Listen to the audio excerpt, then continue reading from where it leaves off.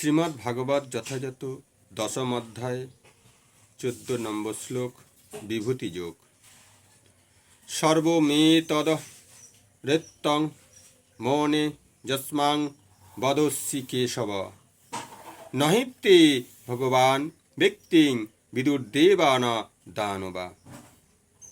হে কেশব, তুমি আমাকে যা বলেছ তা আমি সর্বত্রভাবে সত্য বলে মনে করি। হে ভগবান, দেবতা অথবা দানবেরা কেউ তোমার তত্ত্ব যথাযথভাবে জানতে পারেন না।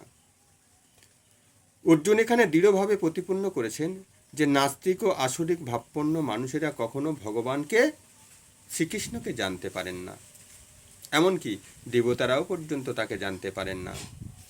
সুতরাং আধুনিক যুগের তথাকথিত পণ্ডিতদের সম্বন্ধে আর কি বলার আছে? ভগবানের কৃপায় অর্জুন উপলব্ধি করতে পেরেছেন যে শ্রীকৃষ্ণই পরম তত্ত্ব এবং তিনিই পূর্ণ শুদ্ধ। তাই আমাদের অর্জুনের পদাঙ্ক অনুসরণ করা উচিত। তিনি ভগবদ্গীতার প্রামাণিকতাকে গ্রহণ করেছিলেন।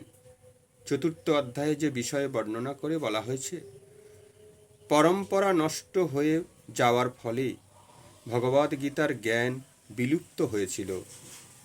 তাই অর্জুনের মাধ্যমে ভগবান সেই পরম্পরার পুনঃ প্রতিষ্ঠা করলেন, কারণ অর্জুনকে তিনি তার সখা ও পরম ভক্ত বলে বিবেচনা করেছিলেন। সেই জন্য গীতা উপনিষদের মাধ্যমে ভগবদ্গীতার জ্ঞান আহরণ করা উচিত। যখন পরম্পরা নষ্ট হয়েছিল তখন তা পুনরুজ্জীবিত করার জন্য অর্জুনকে মনোনীত করা হয়। শ্রীকৃষ্ণের সমস্ত নির্দেশগুলি অর্জুন যেভাবে গ্রহণ করেছিলেন তা আমাদেরও করা উচিত।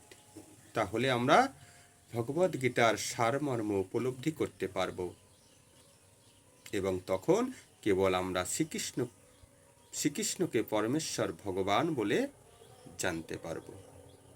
প্রেম সে বলো রাধে রাধে।